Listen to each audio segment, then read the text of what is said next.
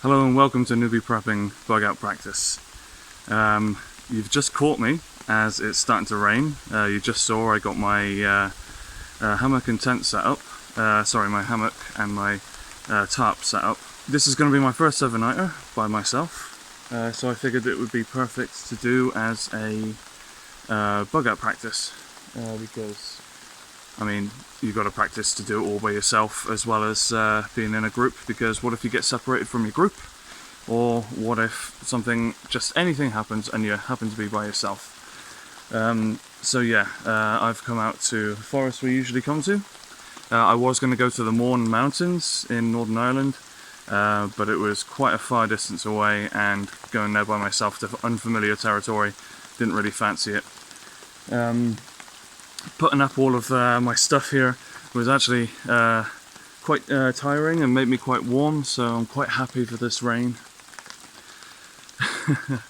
I feel like I've just escaped from that Shawshank prison place. Is it called Shawshank? I don't know.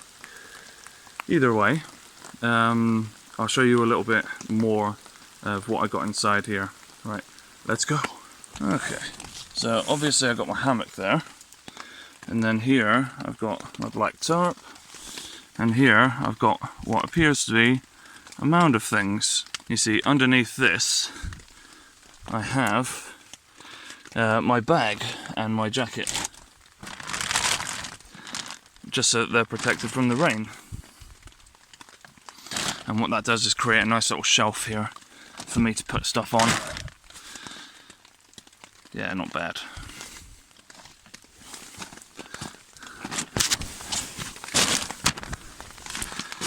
Right, now what I have here is a camping mat.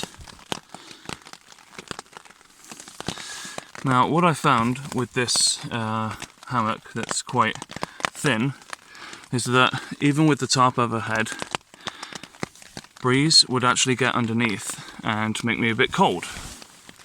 So I thought I'll follow what some of the bushcrafters and the YouTubers do and get a camping mat. And I figured, well, if I ever want to sleep on the floor, then I can use this camping mat as well. So you see, it's got like a dual purpose. It can do two things. The problem is that this thing actually contributes to the weight that's in my bag quite a bit. Whereas if I got an underquilt for a hammock, it could be compressed down and it would be put into my bag, and it would not create as much weight. So the pros of having a camping mat is it blocks out the breeze from the hammock while you're in the hammock, and it's got dual purpose as well. But the cons are that it's quite heavy. The pros of having an underquilt is that it keeps you warm in the hammock and it's very light, easy to carry. Problem is you can't really use it when you want to sleep on the floor. I guess you could kind of use it, but like it would be as if you're sleeping on like one half of a sleeping bag, whereas like a camping mat, it's like designed to be comfortable, you know. So yeah, it's pros and cons. What do you think? What would you rather, the camping mat or the underquilt for the hammock? Alrighty, so while we're here, not much we can do outside. I did eventually want to start a fire. Just a small one, just to make coffee, because I've already had my dinner for today. So I figured I could show you the upgrade to my EDC, my everyday carry. Something that I lovingly call my man bag. A torch, the torch that you saw before. You know, when I say it's an upgrade, it's mostly just the bag that's the same.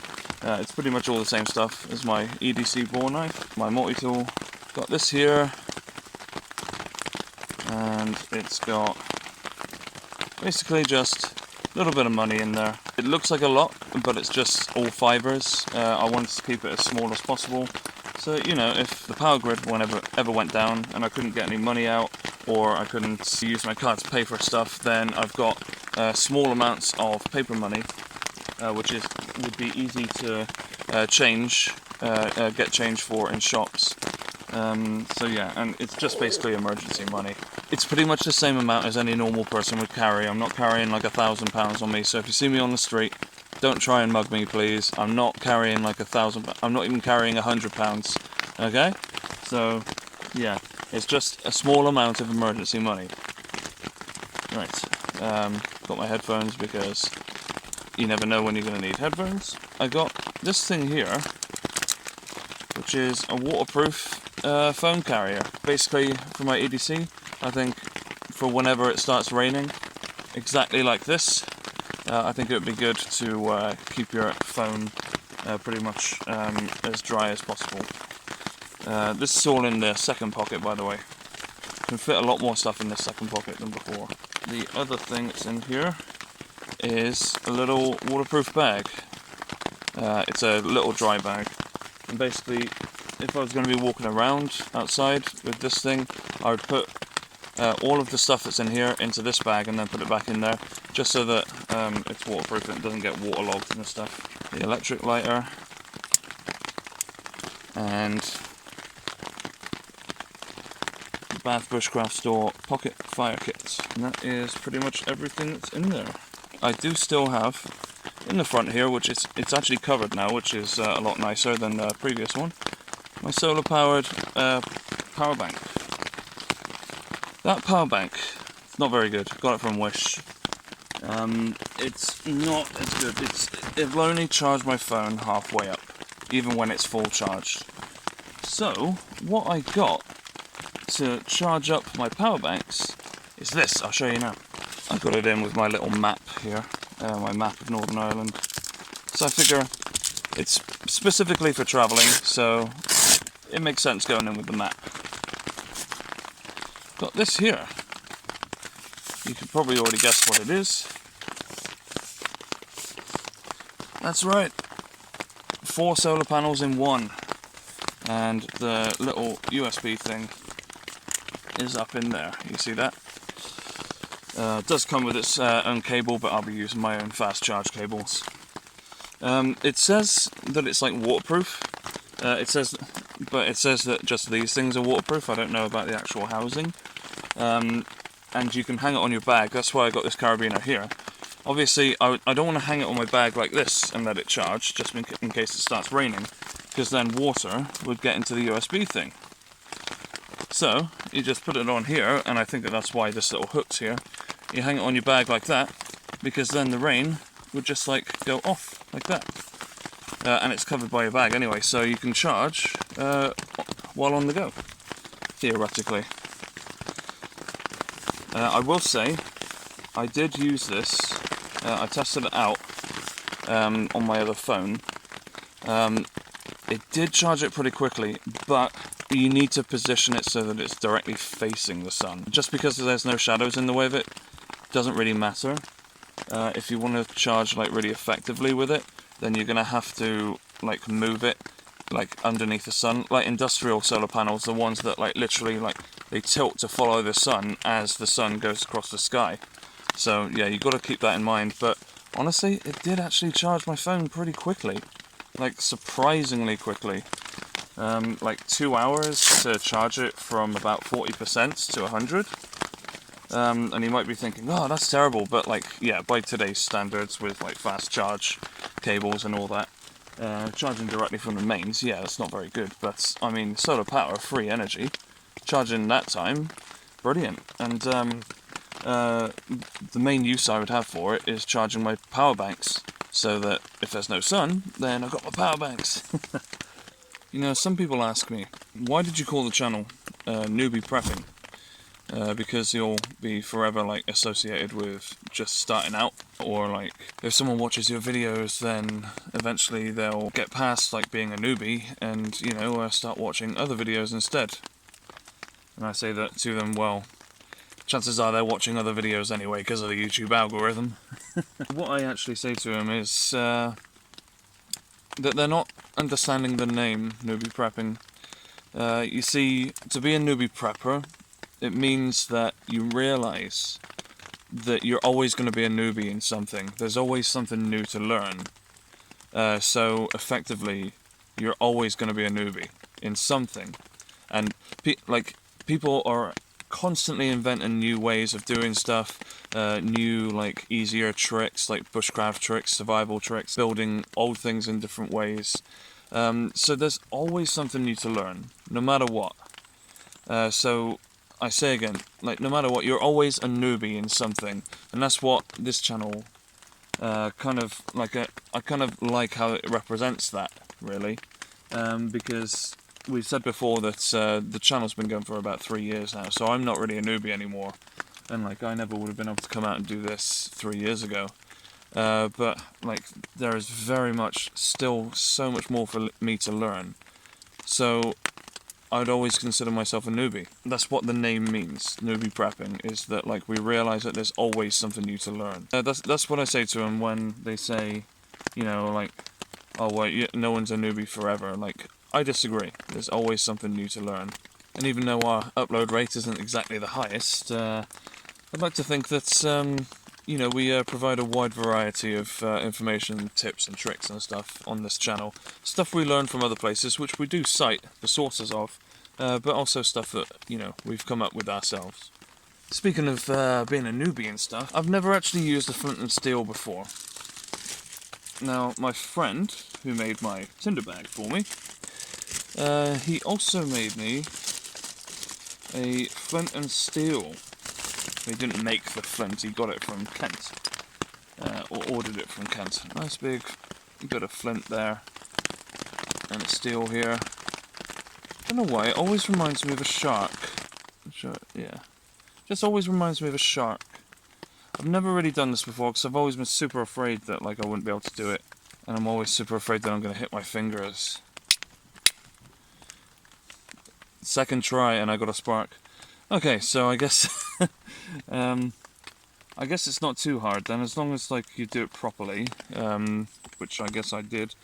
Finding like a nice edge on here in order to take off the metal, since that's what the spark is with the flint and the steel. You're striking down so hard that it like causes so much friction that it's like hot enough to cause like a spark. You see? Hopefully you saw that. Yeah, there we go. Taking bits off of the flint as well, so I don't want to waste it. I'm actually quite proud of that. Ow! Hit my thumb. See, I knew it would happen. Yeah, there we go. Just got to get some char cloth, which he also gave to me. This guy, I swear, like he doesn't want to be named on camera. I'm not being rude or anything. Here we go. We've got some char cloth in here.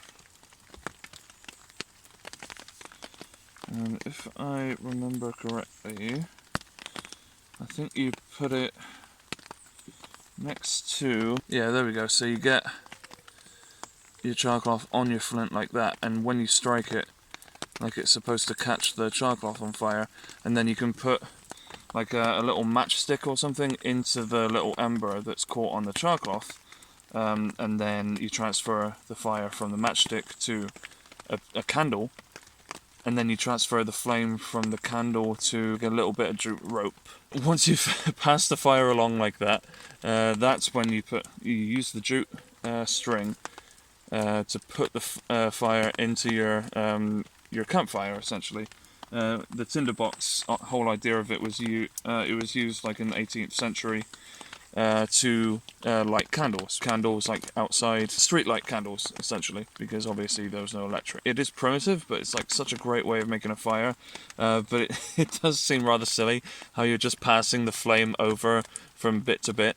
Like, you strike your flint, the char cloth lights up, you get a little brimstone match to get that little ember that's on the char cloth, that starts on fire, and then you put it on your candle, you blow out the brimstone match, the candle's now on fire, you get your little jute string with the metal cylinder on it, you light that up using the candle, and of course the candle is there, it's like, right, you got like a constant flame there, so you can light up the jute, you can, you know, light up whatever candle you want with the jute string that's on fire.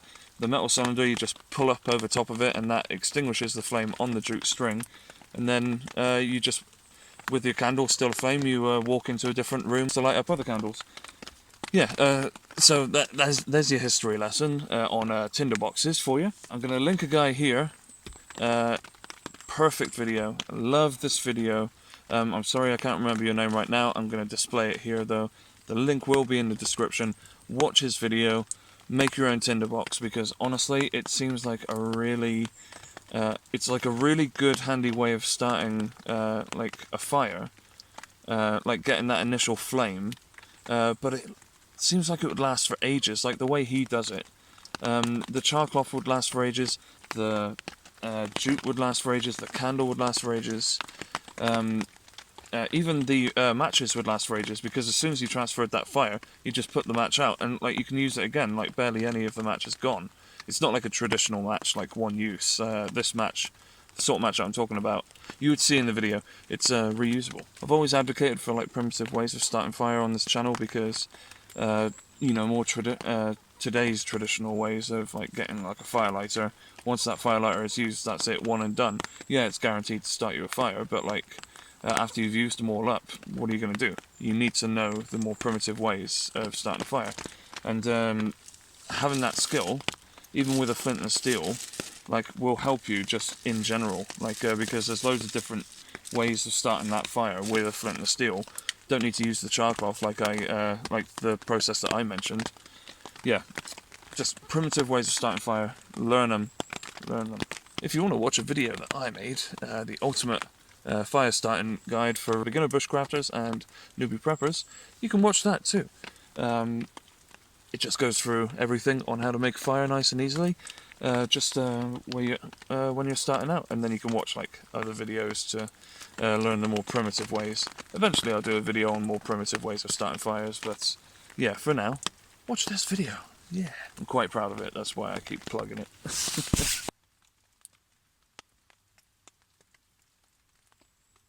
Alrighty, it's getting a little bit dark out there now, so I don't think I'm going to bother going and getting some wood and making a proper fire.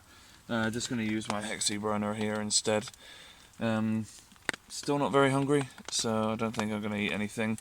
But I do have a nice Kenko coffee thing here.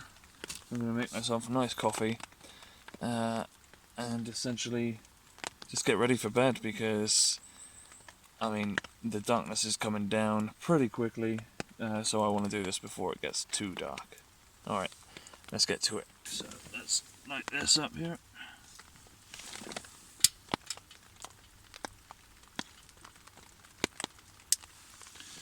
There we go, that's caught fire nicely.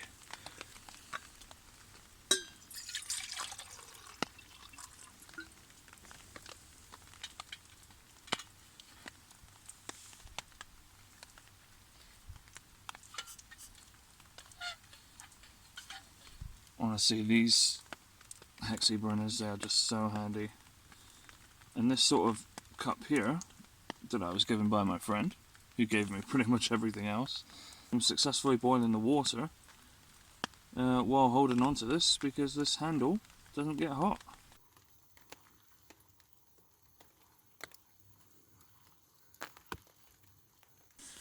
And this thing, I only just finished using it and it's already cool as a cucumber. Fantastic. Oh, that's good. Love it. That's really good coffee. So my first solo overnighter, going pretty well. I wonder how I'm going to feel once it gets dark. I'm not exactly afraid of the dark, but being outside all by yourself gets a bit daunting. I've seen a lot of people on the bushcraft forums say pretty much the same thing too. But people's reply to that is usually, the scariest thing out there is you. Referring to the fact that you're a human.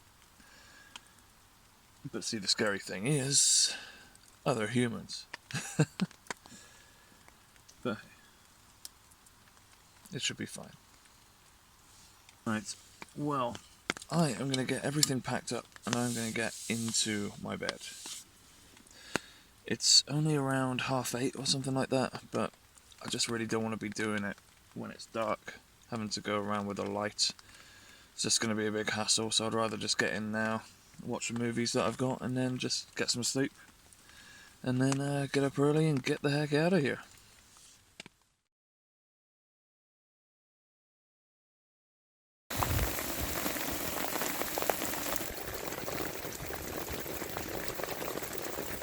Alright guys, it's morning here after a very bad night. It was just pouring with rain the entire time. And yeah, the tarp failed me. You might be able to see it's just soaking wet the whole way through. Like, it's supposed to be waterproof, blocking out the water, but it just doesn't. So of course this part of the hammock here touching against it just caused it to get soaking wet. I thought that the tarp was waterproof because I've used it before on overnighters, and it didn't fail on me, but it failed on me today. Well, last night.